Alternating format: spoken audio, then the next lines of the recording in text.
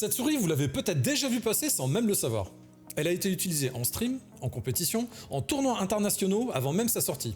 Testée par des joueurs pros et développée directement avec le très haut niveau, jusqu'à Faker lui-même. Voici la Razer Viper V4 Pro. Ils m'ont envoyé la version blanche que je trouve vraiment superbe. Et franchement, merci à eux pour ça. Je me sens vraiment ultra privilégié et chanceux de pouvoir la tester en avance et pouvoir vous la proposer sur la chaîne. Et très clairement, aujourd'hui, c'est tout simplement la souris la plus avancée du monde. Alors forcément, quand Razer sort une souris comme ça, avec tout ce qu'ils ont intégré à l'intérieur, on s'attend clairement à du très lourd. Parce que bon, on va pas se mentir, ça fait déjà quand même quelques années que Razer reste en tête en termes de technologie sur les souris gaming. Et il le confirme encore une fois de plus avec celle-là. Donc dans cette vidéo, je vais vous montrer concrètement ce que ça vaut, ce qu'elle apporte vraiment et ce que ça change une fois en main. Bon allez, on commence rapidement avec ce qu'il y a dans la boîte. Donc en termes de packaging, comme d'habitude, une très belle boîte mat avec un reflet brillant. Ici, les collabs qu'ils ont en ce moment, notamment la collab Nico qui est vraiment superbe, franchement. Alors il y a une petite chance que je puisse peut-être vous la présenter, donc si jamais je peux vous la présenter, je vous mettrai des images, vous allez voir, elle est superbe. Ici, encore quelques infos avec le nouveau dongle, des infos sur toute la souris. Là, encore une fois, le packaging Razer. Bon, trêve de blabla, on ouvre et on regarde ce qu'il y a dedans. Et la voici, toute de blanche immaculée. Franchement, je la trouve superbe. Donc on va déjà commencer par s'enlever la Viper. Ici donc, on retrouve le dongle. Et déjà, ce qu'on peut dire avec ce dongle, c'est qu'il est très lesté. Vous allez voir, en termes de poids, c'est vachement bien. On va regarder ce qu'il y a d'autre à l'intérieur. Donc bien évidemment, ici, on se retrouve avec un câble tressé de la même couleur, blanc. Ici, nous avons aussi un petit peu de documentation.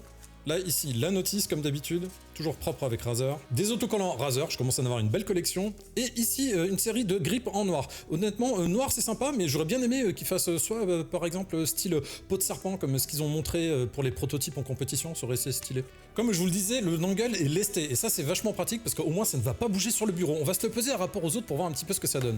Donc là, ici, je mets ma balance, je l'allume. Alors, par exemple, on va se peser celui-ci, c'est celui de la WL-Mouse Bistix, donc on va se le regarder. Et là, on peut voir qu'il fait 12 grammes, ce qui est déjà lourd quand même pour un dongle. Ok, on s'en fait encore un autre. Celui-ci fait 8 grammes. Donc vous voyez, ça reste quand même relativement léger. Et le problème, c'est que sur le bureau, ça a tendance à se mettre soit à gauche ou à droite avec le branchement. Maintenant, on va peser donc celui de Razer. Et là, boum, on est directement à 46 grammes. Donc déjà, on peut être sûr qu'il ne va strictement pas bouger une fois branché. Et là, vraiment, je trouve le dongle particulièrement réussi. Il est d'un joli blanc un petit peu poudré avec le logo Razer. Ça fait un effet mat comme la souris. Et ici, on va pouvoir s'apercevoir qu'il y a 3 LED de témoins lumineux. Donc les 3 LED nous permettent d'avoir aussi des infos en temps réel, comme le niveau de batterie, les DPI ou encore le polling rate. Et ça, en plus, il faut savoir que c'est entièrement personnalisable. Donc on peut aller directement dans Synapse et régler directement les LED. Et en plus, en parlant de Synapse, maintenant, elle est disponible en version web app. Donc ils ont écouté la communauté et ça, vraiment, ça fait plaisir. Au passage, par ailleurs, si ça vous intéresse, je vous mettrai des liens en description. Donc pour l'instant, je ne sais pas encore où est-ce qu'elle sera vendue. Donc je vous mettrai le site officiel de Razer, bien évidemment, et probablement aussi des liens affiliés pour pouvoir la précommander avec des codes de réduction. Bon, une fois en main, on est directement sur quelque chose qui est très familier. Et ça, c'est assez logique, parce que Razer n'a pas cherché à réinventer la roue. On retrouve directement la forme typique de la Viper, et honnêtement, on ne change pas une équipe qui gagne. En termes de shape, on est sur une souris donc, qui est assez fine au centre, avec des courbes sur les côtés qui viennent l'amincir au milieu. Et une légère pente aussi vers le bas ici, qui permet de caler naturellement les doigts à la base. Niveau dimension, on est donc à 127 mm au niveau de la longueur, 63,9 au niveau de la largeur, et 39,9 au niveau de la hauteur. Et au point le plus resserré, donc juste ici, on est aux alentours de 56 mm. À l'arrière, on est sur une bosse plutôt centrée, mais légèrement reculée, avec une rampe qui redescend assez rapidement et un arrière plutôt aplati, ce qui lui donne un bon support au niveau de la paume sans être trop présent. On est sur quelque chose d'assez proche en termes de gabarit d'une Lanzu Maya X par exemple. Du coup, ça la rend vraiment très adaptée au claw ou au fingertip, avec un arrière assez discret en main, et qui ne vient pas du tout gêner justement pour les micro-ajustements. Et même si elle n'a pas été pensée pour ça à la base, vu sa taille, elle passe aussi très bien en palme. Mais attention quand même, ça reste une grande souris, donc si vous avez des toutes petites mains, peut-être que ça n'ira pas pour vous. Moi, personnellement, en termes de mains, j'ai des mains qui font donc 20 cm de haut sur 11 de large. Côté poids, on est pile à 50 grammes. Et ça, c'est quelque chose qui fait vraiment plaisir et que j'apprécie donc chez Razer, parce que eux, au moins, ils sont honnêtes là-dessus. Je vois énormément de marques annoncer des chiffres qui sont souvent très optimistes. Ici, on est sur un poids réel directement avec les patins. Donc, aucune mauvaise surprise une fois en main. À noter d'ailleurs que la version blanche, celle-ci, fait environ 1 gramme de plus à rapport à la noire, parce qu'elle a un revêtement exprès qui a été appliqué dessus pour l'anti-jaunissement. A noter aussi qu'elle est environ 9% plus légère que la V3 Pro qui elle tournait aux alentours des 54-55 grammes. Et malgré ce poids contenu, franchement la structure a été renforcée avec une solidité annoncée jusqu'à 2 fois supérieure grâce au travail interne de chez Razer. Donc j'ai beau appuyer très fort, que ce soit sur les côtés, sur le dessus, je ne sens aucun fléchissement, aucun craquement, donc ça on verra avec le temps, mais en tout cas elle est beaucoup plus rigide, elle est très ferme, et pourtant elle est quand même beaucoup plus légère. Côté sensation en main, franchement le coating il est excellent, c'est quelque chose que j'apprécie énormément, il est doux, mais à la fois il accroche, et franchement ça glisse mais juste ce qu'il faut sans jamais décrocher. Franchement, on est sur l'un des meilleurs coatings du marché, clairement. Et les grips ne sont vraiment pas nécessaires avec cette souris. En main, la souris est vraiment super bien équilibrée. Elle n'a pas tendance à pencher soit vers l'avant ou vers l'arrière. Le poids est parfaitement réparti. Pour moi, en termes de forme globale, on est vraiment sur quelque chose qui est quasi parfait.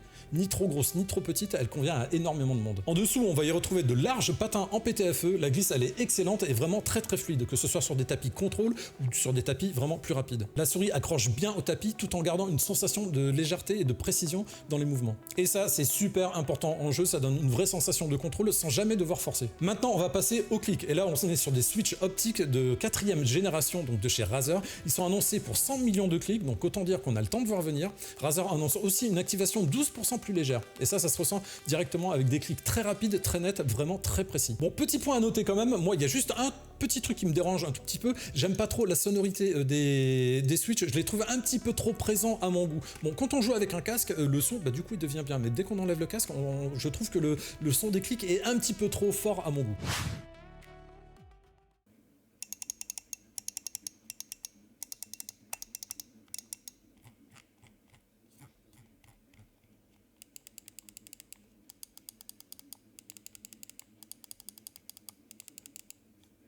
Du côté de la molette, on n'est plus sur une molette mécanique, mais on est sur une molette optique qui s'appelle Scrollwell. L'objectif est d'avoir quelque chose de beaucoup plus fiable dans le temps, avec une durabilité annoncée jusqu'à 3 fois et demi supérieure à des molettes traditionnelles, et surtout qu'il n'y a aucun problème de scroll involontaire du bout de scroll fantôme. En pratique, le défilement reste propre, bien contrôlé, avec des crantages précis qui restent vraiment très agréables, aussi bien en jeu que pour la navigation.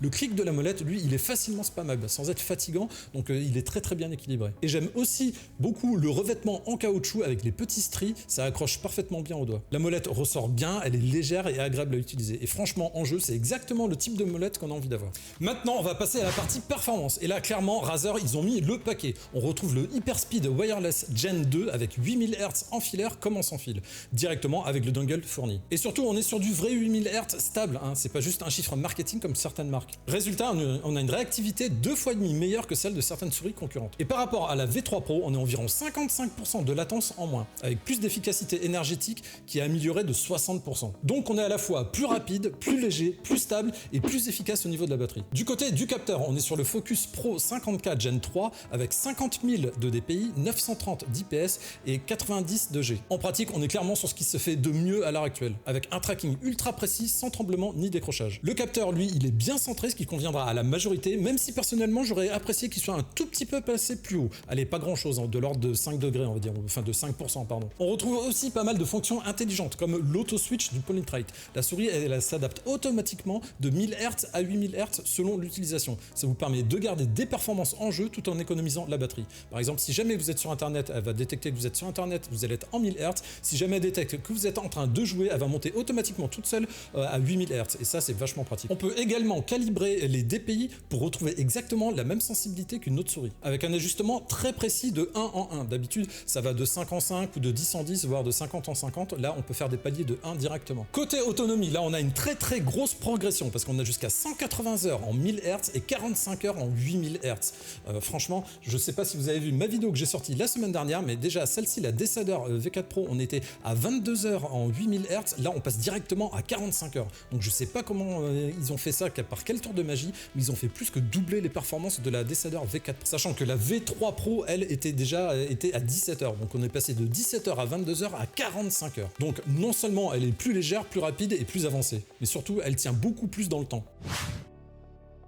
Au final, entre le capteur Gen 3, le Hyperspeed Gen 2, les vrais 8000 Hz, j'insiste bien là-dessus, les switches optiques Gen 4, la molette optique, l'autonomie et toutes les fonctionnalités intelligentes, on est clairement sur la souris la plus avancée du marché aujourd'hui. Pour moi, on est même sur quelque chose qui se rapproche vraiment de la perfection. Alors en termes de notes, je lui mettrais un 9,5 sur 10. Et je dirais que le seul petit reproche que je pourrais lui faire, c'est aller le son des clics que je trouve un petit peu trop présent à mon goût et l'absence de patins de remplacement. Ça aurait été quand même pas mal qu'ils puissent nous mettre des patins en plus, peut-être même de formes différentes, pourquoi pas. Là, c'est des larges patins qui conviennent à beaucoup de monde. Mais bon, au vu du prix de la souris, ça aurait été bien d'avoir un set de patins supplémentaires et peut-être des formes de patins aussi différentes. Mais honnêtement, à part ça, c'est tout simplement la meilleure souris du marché en 2026, et vraiment de loin.